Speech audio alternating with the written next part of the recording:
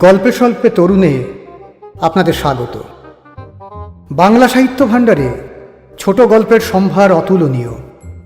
মণিমাণিক্য খচিত সেই সব ছোট গল্প নিয়েই আপনাদের সামনে আমি তরুণ।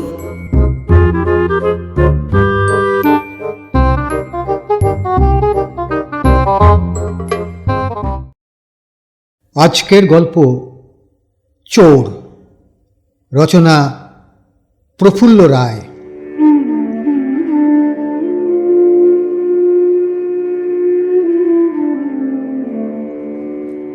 আবিরগোলা বিকেলটা রক্ত কমলের মতো ফুটে উঠেই আবার ঝরে পড়েছে।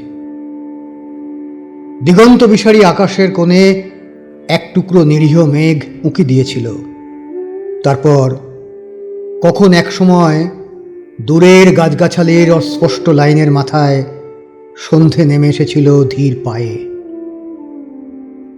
মেঘনার আকাশে এক টুকরো মেঘ। দেখতে দেখতে সেই মেঘের টুকরোটা সাপের চোখের মনির মতো হিংস্র ক্রূরতায় ছেয়ে ফেলে চারিদিক। উথল পাথল জল হঠাৎ যেন ক্ষেপে উঠতে থাকে। যত দূর চোখ যায় উল্টো পাল্টা ঝোড়ো হাওয়ার মাতামাতি। মেঘনার ঢেউ ফুঁড়ে ফুঁড়ে বাতাস উঠে আসছে হু হু করে। উন্মাদের মতো ঝাঁপিয়ে পড়ছে মেঘনা পাড়ের হিজল আর বৌন্নার জঙ্গলে। কৃষণ গ্রামের একচালা দোচালা ঘরগুলোর ঝুঁটি ধরে নাস্তানামুদ করে দিচ্ছে। একসময় ঝড়ের সঙ্গে তাল দিয়ে অঝোরে বৃষ্টি শুরু হয়ে যায়। কালীঢালা নিঃসীম অন্ধকারে একটা দোচালা ঘরের ভেতর বয়রা বাঁশের মাচায় ক্লান্ত শরীর ঢেলে শুয়েছিল আকলিমা। রজিবুল ঘরে নেই। সেই দুপুরে উত্তরপাড়ায় গেছে কিতাবদি শেখের মেয়ের শাদির দেনমোহর পাকা করতে। এ বাবদে কিছু প্রাপ্তির সম্ভাবনা আছে। এ অঞ্চলের মক্তবে কী সব করে সে। তাছাড়া শাদি টাদির ব্যাপারে সব বাড়িতেই তার ডাক পড়ে। তাকে বাদ দিয়ে এখানে বিয়ে শাদির কথা ভাবাই যায় না। সে যা সাব্যস্ত করে দেবে মেয়ে এবং ছেলে দুপক্ষই তা মেনে নেয়। এই কারণে সে ভালো রকমের মজুরি নিয়ে থাকে। মেঘনার বেপরোয়া বাতাসের দাপাদাপি আর প্রচণ্ড বৃষ্টির তোড়ে ঘরের আড়া মচমচ করে ওঠে। মনে হয় এই বুঝি ভেঙে পড়ল। মেঘের ডাক, আকাশটাকে চিড়ে আড়াআড়ি বিদ্যুতের চমক আর ঘন ঘন বাজের গজরানিতে আচমকা ঘুম ভেঙে যায় আকলিমার। দারুণ ভয় পেয়ে লাফ দিয়ে বিছানায় উঠে বসে সে। বাখারির জানলার ফাঁক দিয়ে দৃষ্টি ছড়িয়ে পড়ে বাইরের গাঢ় অন্ধকারে। পৃথিবী এখানে নিরাবরণ, আকাশ চিহ্নহীন দিগন্ত পর্যন্ত ছড়ানো। কিন্তু এই অনাবৃত আকাশের নিচে এমন বৃষ্টি ঝরা রাতগুলো বড়ই দুঃসহ আর ভয়াবহ মনে হয় আকলিমা। সে জানে আজও বাইরে থেকে দরজায় তালা লাগিয়ে গেছে রাজিবুল। এটা অনিবার্য নিয়মে দাঁড়িয়ে গেছে। কোথাও বেরুলেই আকলিমাকে ঘরে রেখে তালা লাগিয়ে যায় সে।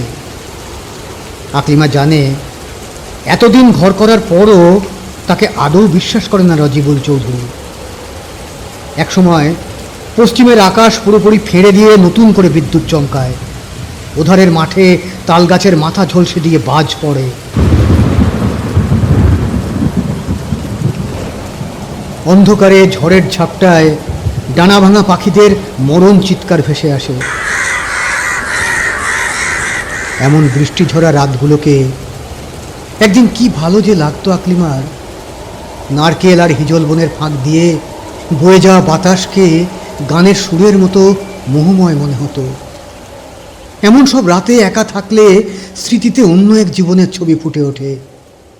মনে হয় সেটা যেন পূর্ব জন্মের কথা। সঙ্গে সঙ্গে এভাবে এই বন্দী হয়ে থাকা জীবনটাকে অসহ্য লাগে। আকলিমা জানে আর কিছুক্ষণের মধ্যেই ডাকাত পড়ার মতো আবির্ভাব ঘটবে রাজিবুলের। তার শরীর ডোলে পিষে ধামসে চুরমার করে দিতে থাকবে লোকটা। রজিবুলের কথা ভাবতেই বেতৃষ্ণায় মন ভরে যায় আকলিমার। এই কুৎসিত জীবন থেকে কতবার যে সে পালিয়ে যেতে চেয়েছে তার ঠিক নেই। কিন্তু মুক্তির কোনো সম্ভাবনা তার বহুদূর কল্পনাতেও ফুটে ওঠে না। বাইরে সীসার লক্ষ কোটির ফলার মতো এক টানা বৃষ্টির দিকে তাকিয়ে থাকতে থাকতে হঠাৎ আকলিমা ফিরে যায় তার 18 বছরের যৌবনে, যখন প্রথম পুরুষের ভালোবাসার উষ্ণ স্বাদ পেয়েছিল। কিন্তু ভাবনাটা বেশি দূর এগোয় না। হঠাৎ জানালার পাশ থেকে এক নাগাড়ে অস্বস্তিকর একটা শব্দ হতে থাকে। বৃষ্টির অবিশ্রান্ত ঝমঝমানি ছাপিয়ে মাটির চাঙর খসার শব্দ। আকলিমা চমকে ওঠে, স্নায়ুগুলো টানটান করে শব্দটা কোত্থেকে আসছে বুঝতে চেষ্টা করে। প্রথমে মনে হয় কোনো বুনো খটাস কিংবা শিয়াল মাটি খুঁড়ে খুঁড়ে ঘরের ভেতর নিরাপদ আশ্রয় ঢোকার চেষ্টা করছে, কিন্তু একটু পরেই পুরোপুরি নিশ্চিত হয়ে যায়। তার কান এই আওয়াজের মধ্যে অনিবার্য একটা আভাস পেয়েছে। আসলে ঘরের ভিতে শীতকাঠি চলছে। ভয়ে অসাড় হয়ে বসে থাকে আকলিমা। গ্রামের শেষ মাথায় আকলিমাদের এই পলকা দোচালা ঘর, তারপর একটা ভাঙা মসজিদ পেরিয়ে ভাতারমারি খাল, খাল পেরিয়ে বেশ খানিকটা গেলে গ্রামের অন্য সব বাড়িঘর। এখান থেকে গলার শীত ছিঁড়ে চেঁচালেও এই দুর্যোগের রাতে, যখন মেঘের ডাকে, বাজের গজরানিতে আর প্রবল বর্ষণে সমস্ত চরাচরকে ধ্বংস করার ষড়যন্ত্র চলছে, সেই সময় তার চিৎকার গ্রামের কেউ শুনতে পাবে না। অপরিসীম আতঙ্কে তার বুকের ভেতর শ্বাস আটকে আসতে থাকে।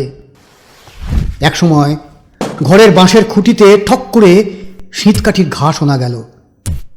এবার মনস্থির করে ফেলে আকলিমা, এভাবে সিঁটিয়ে বসে থাকলে চলবে না। কদিন আগে রজিবুল তাকে এক ছড়া রূপোর হার, 4 গাছা রূপোর চুড়ি আর সোনার কানফুল কিনে এনে দিয়েছিল। সেগুলো গায়েই রয়েছে। তবু একবার অন্ধকারে হাত বুলিয়ে গয়নাগুলো ছুঁয়ে নেয় আকলিমা। পদ্মা মেঘনার দেশের মেয়ে সে। সানানো সরকি হাতে কতবার সে ঝাঁপিয়ে পড়েছে হিংস্র ভাম কিংবা লাঠি নিয়ে জাতসাপের ওপর। একবার ছেন্দা দিয়ে সন্ধ্যের অন্ধকারে একটা বদলোকের হাত কাঁধ থেকে এক কোপে নামিয়ে দিয়েছিল। যার এত সাহস, আজ কেন তার এত ভয়, এমন আতঙ্ক? এই দোচালা ঘরের আড়াতেই রয়েছে একটা মারাত্মক বল্লম, সাপের জিভের মতো লিকলিকে হিংস্র সেটার আধাত লম্বা ফলা। বল্লমটা নামিয়ে এনে যে শীত কাটছে, সে মাথা তুললেই তাকে এফোর ওপর করে দিতে পারে। কিন্তু কিছুই করে না আকলিমা। কয়েক বছর আগের স্মৃতি কি তাকে দুর্বল করে ফেলেছে? গাঢ় অন্ধকারেও পরিষ্কার বোঝা যাচ্ছে বাঁশের মাচার পাশ দিয়ে একটা লোক কবর ফুঁড়ে যেন জিনের মতো মাথা তুলল। আর তখনই প্রবল ধাক্কায় তার স্নায়ু থেকে আতঙ্ক ঝরে যায়। লাফিয়ে উঠে আড়া থেকে বল্লমটা টেনে বার করার আগেই শীতকাটা গর্তের ভেতর থেকে শিকারী বেড়ালের মতো নিঃশব্দে মসৃণ পায়ে ঘরের মধ্যে চলে আসে লোকটা। নিজের মধ্যে আকস্মিকভাবে কি ঘটে যায় বুঝতে পারে না আকলিমা। এখন আর উঠে দাঁড়িয়ে দূরে চালার বাতা থেকে বল্লমটা পেরে আনার সময় নেই। আচমকা লোকটার উপর ঝাঁপিয়ে পড়ে তাকে জাপটে ধরে আকলিমা। তারপর প্রাণপণে চিৎকার করে ওঠে, চোর চোর চোর! আকলিমার নির্মম জাপটানোর মধ্যে চমকে ওঠে লোকটা। এই ভয়ঙ্কর দুর্যোগের রাতে শীতকাঠি নিয়ে বেরোবার সময় কে ভাবতে পেরেছিল তার জন্য এমন একটা দুর্ঘটনা ওত পেতে রয়েছে? তার ধারণা ছিল পৃথিবী যখন রসাতলে তলিয়ে যাচ্ছে, তখন এই গ্রহের কেউ আর জেগে নেই, আর সেই সুযোগে সে তার কাজ গুছিয়ে নিশ্চিন্তে সরে পড়তে পারবে। কিন্তু তার সব হিসেব ওলটপালট হয়ে যায়। হাতের শীতকাঠিটা তুলে আকলিমার মাথায় বসিয়ে দিতে পারত লোকটা, কিন্তু তার হয়ে ওঠে না। হঠাৎ তার মনে হয় যে মেয়ে মানুষটা তাকে জড়িয়ে ধরেছে, তার স্পর্শ এবং আলিঙ্গন বড়ই চেনা। এদিকে আকলিমাও সেই একই কথা ভাবছিল। তবু সে টের পায় লোকটার বৃষ্টি ভেজা শরীর থেকে গরম ভাপ উঠে আসছে। তার কঠোর বেষ্টনীর মধ্যে থরথর করে কাঁপছে লোকটা। নিশ্চয়ই তার জ্বর হয়েছে। হঠাৎ অন্ধকারে লোকটার তীক্ষ্ণ কাঁপা গলায় চেঁচিয়ে ওঠে, বউ তুই! তার কণ্ঠস্বরে জগতের সবটুকু বিস্ময় যেন মাখানো। কে তুমি? আকলিমার স্বর কেঁপে ওঠে। পরক্ষণে তার দুই হাত আলগা হয়ে লোকটার গা থেকে খসে পড়ে। আমি আমি খলিল। কিছুক্ষণ স্তব্ধ হয়ে থাকে আকলিমা, তারপর বলে, তুমি এইখানে? গোঙানির মতো আওয়াজ করে খলিল বলতে থাকে, কি করুন, 3 দিন পেটে ভাত নাই, চুকা কাউফল খাইয়া আসি। আইস খিদাস জ্বালায় ঠিক করলাম চুরি করুন। যেমন কইরা পারি পেট বইরা খাইতেই হইব। ডাকাইতা পাড়ার রহমতের কাছ থেকে শীতকাঠি খান চাইয়া আইনা মেঘনা পাড়ি দিয়া এই পারে আইলাম। তোর ঘরেই যে শীত দিছি ভাবতেও পারি নাই। তাজ্জবের ব্যাপার। তোমার তো সাই জ্বর হয়েছে, গাও বেজায় গরম, ধান দিলে অখনই খই ফুটব। অন্ধকারে করুণ হাসে খলিল, বলে, জ্বর আইছে, পেটে ভাত পড়লে জ্বর সুইটা যাইব গিয়া। তার হাসির শব্দ আর্তনাদের মতো শোনায়। দোতলা ঘরখানায় বৃষ্টির ঝমঝমানির মধ্যে বিষাদ ঘন হয়ে উঠেছিল। হঠাৎ একেবারে বেসুরো গলায় আকলিমা বলে, এখন চৌকিদার ডাইকা যদিন তোমারে ধরাইয়া দেই। খলিল কিন্তু আদৌ ভয় পায় না, আগের মতোই ম্লান হেসে বলতে থাকে, ভালোই তো, চৌকিদারের কিল আর গুতা পিঠে খাওয়ানোর পর পেটে তো একসান কি ভাত পড়ব, কিন্তু মুশকিল তো অগলেজ্ঞা। কাগলেজ্ঞা? খুবই বিব্রত হয়ে পড়ে খলিল। আকলিমার প্রশ্নটা সে সাবধানে এড়িয়ে যায়। না না, ও কিছু না। খলিলের কথাগুলো বুঝিবা শুনতে পায় না আকলিমা। বৃষ্টিপাতের একটানা আওয়াজ যেন এই পৃথিবী থেকে একেবারেই মুছে যায়। নিরাকার হয়ে যায় এই দোচালা ঘর, মামুদপুর গাঁ এবং দুর্যোগের এই রাত। কোনো এক অলৌকিক প্রক্রিয়ায় তার মন উধাও হয়ে যায় মেঘনার ওপারে, বেশ কয়েক বছর আগে তার 18 বছরের যৌবনের দিনগুলোতে। বুকের কাছে দাঁড়িয়ে থাকা এই মানুষটা, অর্থাৎ কিনা খলিল, যে পেটের খিদেয় আজ তার ঘর শীত দিয়েছে, একদিন তাকেই জীবনের সর্বস্ব দিয়ে বসেছিল আকলিমা। তার যৌবনের সেই ছিল বাদশা। আশ্চর্য সেই সব দিন। তখন গান বাজনা নিয়ে দিন রাত মেতে থাকতো খলিল। সেদিন তার হাতে শীতকাঠি ছিল না, থাকতো একটা পুরনো সারিন্দা। সারিন্দার তারে মিঠে সুর তুলে সে দিনরাত গান গাইত। গানে মাধুর্যের রং ধরেছিল আকলিমার উষ্ণ ঘন সান্নিধ্য পেয়ে। মল বাজিয়ে গৃহস্থালির কাজ করত আকলিমা। এই ঘরে গিয়ে কাপড় চোপড় গুছিয়ে রাখছে, পরক্ষণে চঞ্চল পায়ে পাখির মতো উড়ে এসে উঠোনে ধান মেলে দিচ্ছে। তারপরেই হয়তো ছুটে গিয়ে আখার আগুনে শুকনো কাঠ গুঁজে দিয়ে মাটির হাঁড়িতে ভাত বসাচ্ছে। মেঘনার ঢেউয়ের মতো তার পিঠময় ছড়ানো কালো চুলে আর সিঞ্জিনা লতার মতো শ্যামল সতেজ দেহটি ঘিরে রাঙা ডুরে শাড়িটায় তাকে কি অপরূপই না দেখাতো।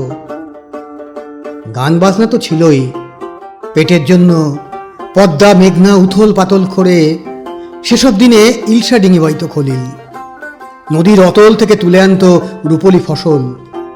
ইনামগঞ্জের বাজারে সেসব বেচে কিনে আনতো চাল, ডাল, তেল, মরিচ, আর আকলিমার জন্য সুগন্ধি ফুলের তেল, চুলের কাঁটা, হাড়ের কাকুই, কোনো কোনো দিন বা তাঁতের রংচঙে ডুরে শাড়ি। তবে বেশিরভাগ দিনই বেরুতে ইচ্ছা করতো না। আকলিমা কি যেন জাদু করেছিল তাকে। পদ্মা মেঘনা দাপিয়ে বেড়াতো যে, সেই খলিল ছোট্ট দোচালা ঘরটায় যেন আটকা পড়ে গিয়েছিল। আকলিমা ছোটাছুটি করে ঘরের কাজ করত। তার দিকে মুগ্ধ চোখে তাকিয়ে সে গেয়ে উঠত,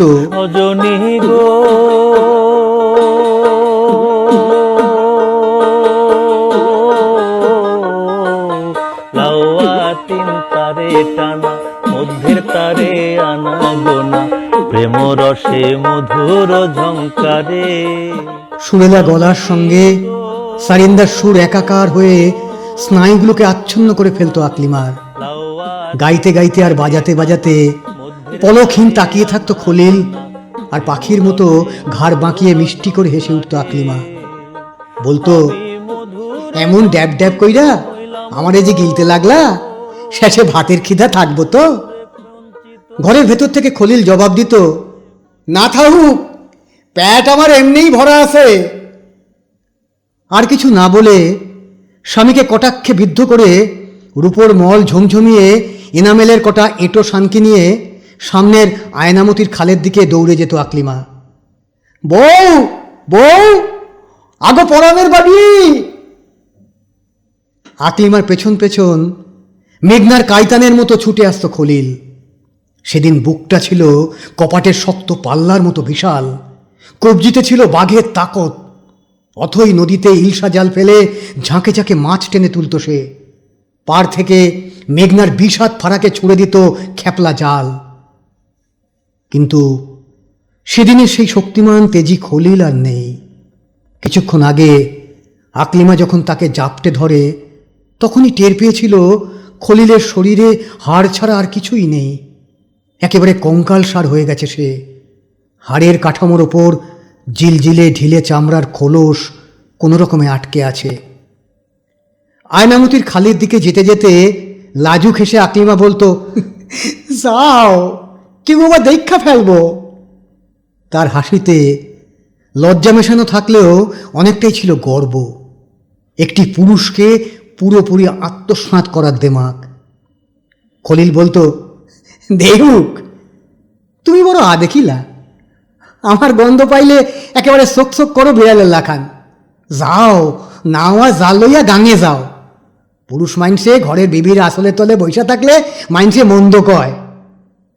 কুক, কারো নিন্দামন্দরে আমি পরোয়া করি না। আমার বিবির গন্ধ আমি সুখী, কারো জরুরে ধৈর্য তো টান দেয় না। ফিক করে একমুখ হাসি নরম আলোর মতো ছড়িয়ে দিত আকলিমা। বলতো, না গো না, কেউ কিছু কয়ও না, নিন্দামন্দও করে না।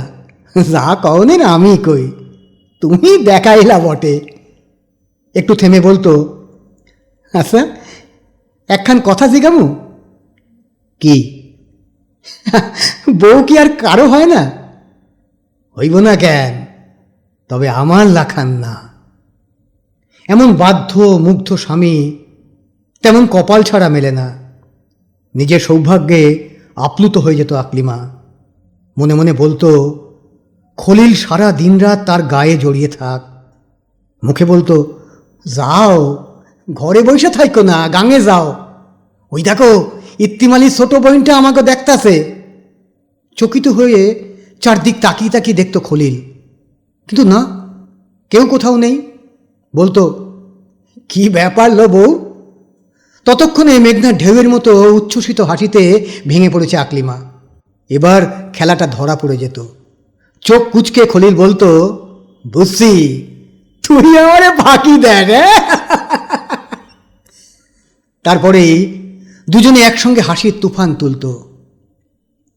শাদির পর কয়েকটা মাস সারিন্দার মিষ্টি সুরের মতো মসৃণ ছাদে কেটে যায়। আজকের মতো এমন বর্ষার রাতগুলোকে নেশার মতো মনে হতো সেসব দিনে। সেই সময় দূরের মেঘনা যখন ফুলে ফুলে গর্জাচ্ছে, বিদ্যুতের আলোয় কাছের আয়নামতির খালটাকে বাঁকানো খাড়ার মতো দেখাচ্ছে, ঢেউটিনের চালে যখন অবিরত বৃষ্টি পড়ে যাচ্ছে, তখন খলিলের বুকের ভেতর নিজেকে সঁপে দিয়ে আরামে সুখে তৃপ্তিতে চোখ বুজে থাকত আকলিমা। আচ্ছন্ন কাঁপা গলায় ডাকত খলিল, বউ, ও বউ। আবছা গলায় ঘরের মধ্যে থেকে সাড়া দিত আকলিমা, কই তুই? তোমার কাছে, আরো কাছে আয়। তোমার বুকের মধ্যেই তো রয়েছি। বুকে না, পরানটার মধ্যে আয়। আকলিমার মুঠো মুঠো নলতড়ির ফুলের মতো কোমল দেহটাকে বলিষ্ঠ বুকের ভেতর মিশিয়ে দিত খলিল। শরীরের প্রতিটি রক্তকণায় তখন বিদ্যুৎ চমকে চমকে যেত যেন আকলিমার। বাইরে অবিরাম ধারাপতন, ব্যাঙেদের গলা ফুলিয়ে ডাকাডাকি, আর কাঞ্চন কি সোনাল ফুলের বুনো গন্ধ সব মিলিয়ে স্নায়ুর মধ্যে কি এক মাতন তুলে দিয়ে যেত যেন। এ তো গেল বর্ষার কথা। তারপর একদিন সাদা সাদা ফেনার মুকুট মাথায় নিয়ে মাঠঘাটের জল নেমে যেত মেঘনার দিকে। শরতে সাদা কাশফুলে চারিদিক ছেয়ে যেত। তারপর আসত সোনালি ধানের হেমন্ত। সেবার অঘ্রাণ মাসের উজ্জ্বল সকালে আকাশের কোন প্রান্তে যেন অদৃশ্য মেঘ জমতে শুরু করেছিল। খলিল বা আকলিমা কেউ টের পায়নি। কানা রজিবুল আয়নামতির খালের ওপার থেকে একটিমাত্র চোখে শকুনে নজর দিয়ে আকলিমাকে বেশ কিছুদিন ধরেই লক্ষ্য করছে। নবীপুরে তখন জমি কেনাবেচার দালালি টালালি কী সব করত সে। তার সারা মুখে ছিল গুটি বসন্তের দাগ, কালো খসখসে চামড়া, ছুঁচলো থুতনি, গোল চোখ, পুরু ঠোঁট, বেজায় ঢ্যাঙা চেহারা, সব মিলিয়ে একেবারে সাক্ষাৎ শয়তানের আকৃতি। সে সুযোগের অপেক্ষায় ওত পেতে বসেছিল। একদিন সন্ধেবেলায় জেলে ডিঙি নিয়ে মেঘনায় গেছে খলিল। ফিরতে ফিরতে পরদিন দুপুর হয়ে যাবে। ঘরে একাই থাকবে আকলিমা। সেদিন রাতে খাওয়া দাওয়ার পর ঘরে দরজায় খিল তুলে যখন খলিলের কথা ভাবতে ভাবতে সে ঘুমিয়ে পড়েছে, সেই সময় কাঁচা বাঁশের বেড়া কেটে কারা যেন তার বিছানার সামনে এসে দাঁড়ায়। ভারী ঠুনকো ঘুম আকলিমার। অন্ধকারে কটা মূর্তিকে দেখে চিৎকার করতে যাচ্ছিল সে। তার আগেই একটা শক্ত কর্কশ হাত তার মুখে কাপড় ঠেসে দিয়ে বেঁধে ফেলে। অবরুদ্ধ গোঙানির মতো আওয়াজ তার মুখের ভেতরে পাক খেতে থাকে, বেরিয়ে আসার পথ পায় না। শুধুই মুখই না, মোটা কাছি দিয়ে হাত পা বেঁধে খালের ঘাটে বড় ঘাসি নৌকোয় লোকগুলো আকলিমাকে এনে তুলেছিল। সঙ্গে সঙ্গে নৌকোটা ছেড়ে দিয়েছিল। আয়নামতির খাল সিকি মাইল দূরে মেঘনায় গিয়ে পড়েছে। ঘাসি নৌকোটা নদীতে যেতেই একটা পরিচিত গলা আকলিমার কানে করাত চালিয়ে দিচ্ছিল। একটু কষ্ট কইরা পইরা থাকো শোনা, মধ্যগাঙ্গে গিয়া হাত পাও আর মুখের বান্ধন খুইলা দিমু। এখন যত পারো চিল্লাইও বলে খ্যাঁ খ্যাঁ করে কর্কশ আওয়াজ তুলে যে হেসেছিল সে রজিবুল। এদিকে তার পরের দিন দুপুরে গ্রামে ফিরে এসেছিল খলিল। পুরো একটা রাত আকলিমার উষ্ণ মধুর সান্নিধ্য সে পায়নি। গোটা রাত মেঘনায় মাছ মেরে সেই মাছ ইনামগঞ্জে বেচে গোটা পাঁচেক কাঁচা টাকা পেয়েছিল খলিল। তার থেকে একটা ভাঙিয়ে সুগন্ধি সাবান আর সস্তা দামের গন্ধ তেল কিনে এনেছিল আকলিমার জন্যে। বাকি টাকা আর খুচরো কোমরের গেজেতে ঝনঝন করে বাজছিল। লম্বা লম্বা পায়ে ফসলের জমির আঁকাবাঁকা আলপথগুলোর ওপর দিয়ে বাড়ির দিকে আস্তে আস্তে মনে হচ্ছিল কতক্ষণে সে আকলিমার কাছে পৌঁছবে। তার মন বাতাসের আগে আগে পাখির মতো ডানা মেলে যেন উড়ে যাচ্ছিল। নিজের অজান্তেই তার গলায় গানের সুর গুনগুনিয়ে উঠেছিল। ধান কাটা ফাঁকা মাঠের উপর দিয়ে উল্টো দিক থেকে আসছিল ফারুক। সে এ অঞ্চলের বড় ভূঁইয়াদের জমিতে পেট ভাতায় আর 1.5 টাকা রোজে কিষানি করে। ফারুক বলেছিল, অরানে ফুর্তির বান্ডা খাইয়া বড় যে গান গাও, ওইদিকে ঘরে কি হয়েছে খবর রাখো। ফারুকের বলার ভঙ্গিতে এমন কিছু ছিল যাতে চমকে ওঠে খলিল। প্রবল ধাক্কা খেয়ে তার গলার সুরটা কেটে যায়। দুশ্চিন্তায় উৎকণ্ঠায় তার বুকের ভেতরটা তোলপাড় হয়ে যেতে থাকে। ভয় পাওয়া গলায় সে বলে, কি হয়েছে, কি হয়েছে ফারুক ভাই? তোমার বিবিরে কাল রাইতে কারা যেন জোর কইরা উঠাইয়া লইয়া গেছে। খলিলের হাত পায়ের জোর আলগা হয়ে আসে। তার চোখের সামনে গোটা পৃথিবী একেবারে অন্ধকার হয়ে যায়। হাতের মুঠি থেকে গন্ধ তেলের শিশি আর সাবান কখন যে জমিতে পড়ে যায় সে টেরই পায় না। 2-1 দিনের মধ্যে গোটা ব্যাপারটা তার কাছে পুরোপুরি স্পষ্ট হয়ে গেল। আকলিমার সঙ্গে সঙ্গে রজিবুল চৌধুরীও গ্রাম থেকে উধাও হয়েছে। আকলিমাকে সারা দুনিয়া তোলপাড় করে অনেক খুঁজেছে খলিল, কিন্তু কোথাও তাকে খুঁজে পায়নি। তারপর একে একে কত বিনিদ্র রাত কেটেছে খলিলের। পূবের আকাশে কতবার সূর্যোদয় ঘটেছে, পশ্চিম দিগন্তে কতবার যে সূর্য ডুবে গেছে তার হিসেব নেই। দেখতে দেখতে বছরের পর বছর পেরিয়ে গেছে। ওদিকে রাজিবুল চৌধুরী আকলিমাকে মেঘনার এপারে এই মামুদপুরে এনে তুলেছে। গ্রামের মাঝখানে তারা থাকে না। মামুদপুরের শেষ মাথায় গাছপালায় ঢাকা নির্জন জঙ্গলের ভেতর একটা দোচালা ঘর তুলে নিয়েছে।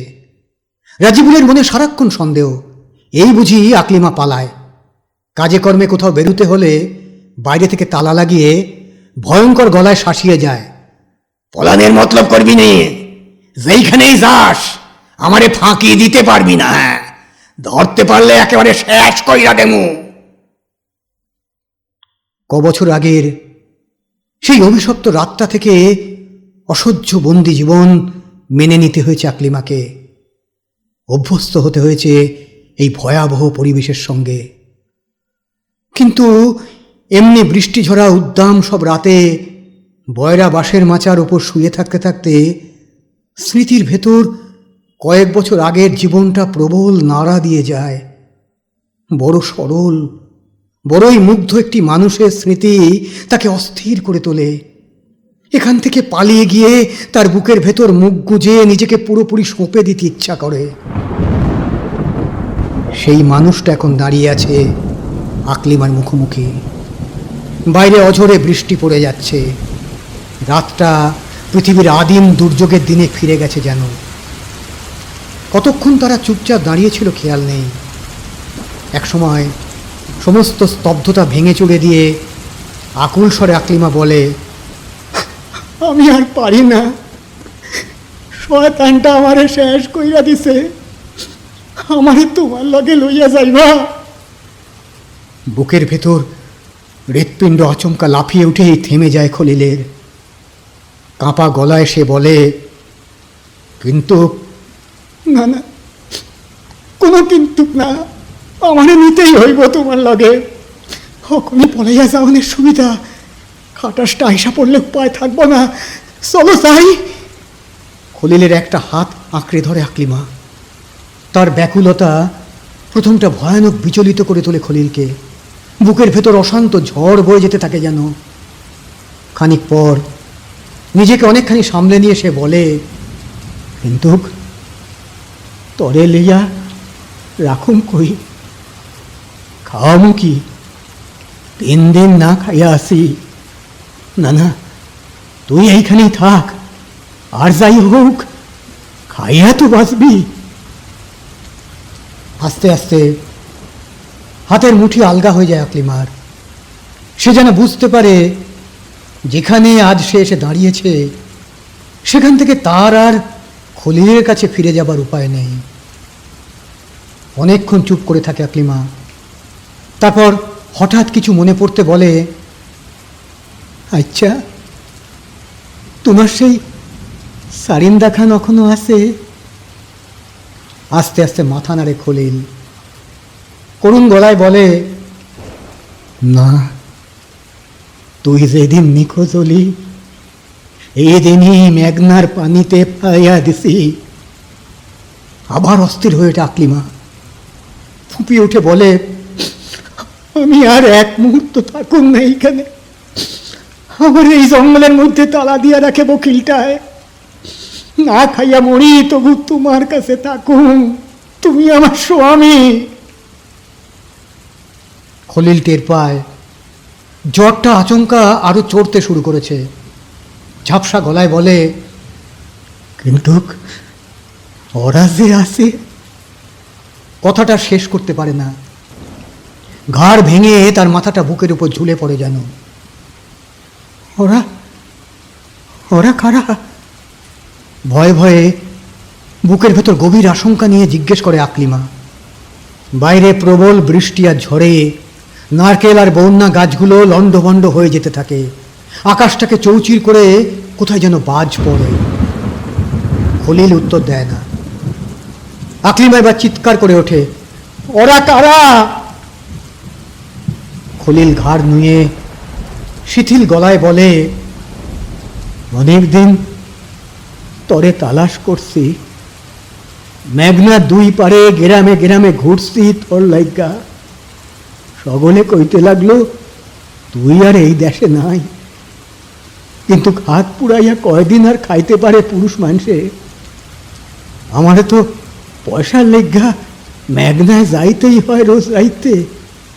দুপুরে যখন ফিরে শরীরে আর কিছু থাকে না, কতদিন যে আলসিতে রান্ধি নাই।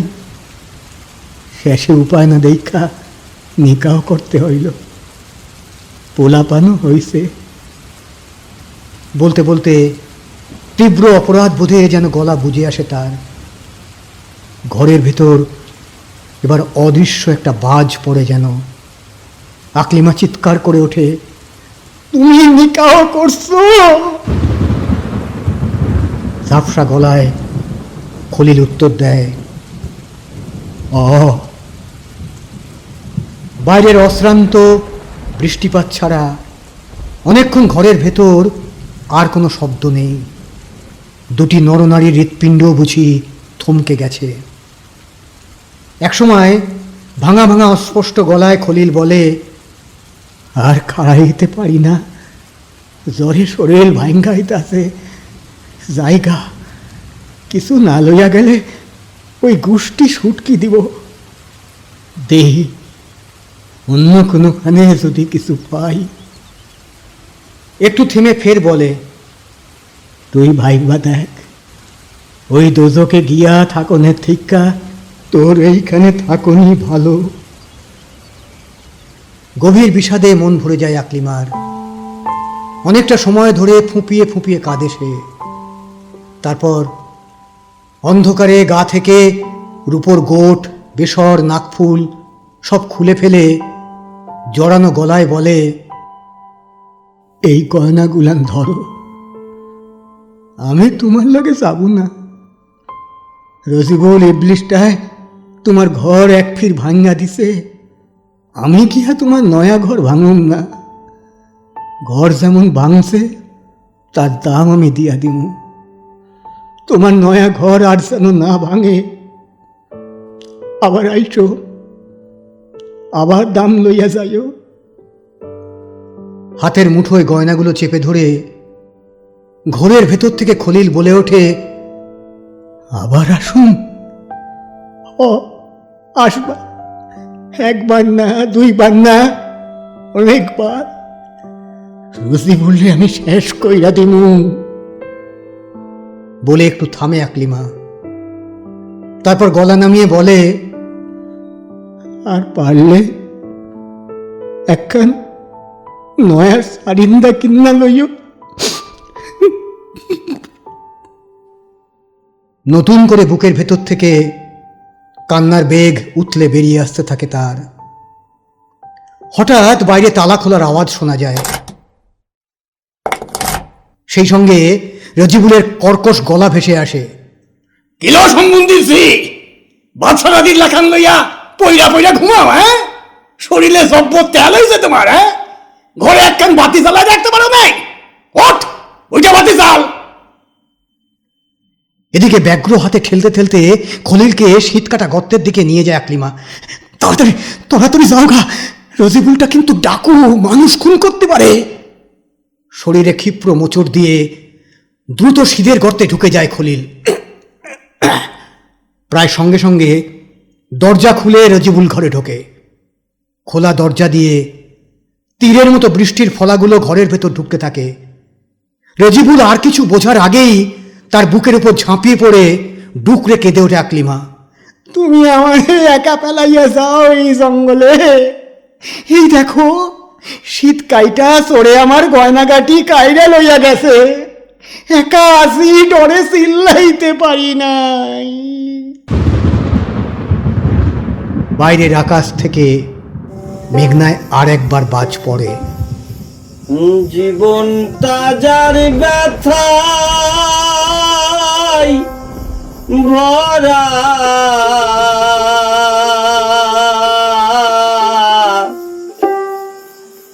সুখ চাওয়া তার ভুল,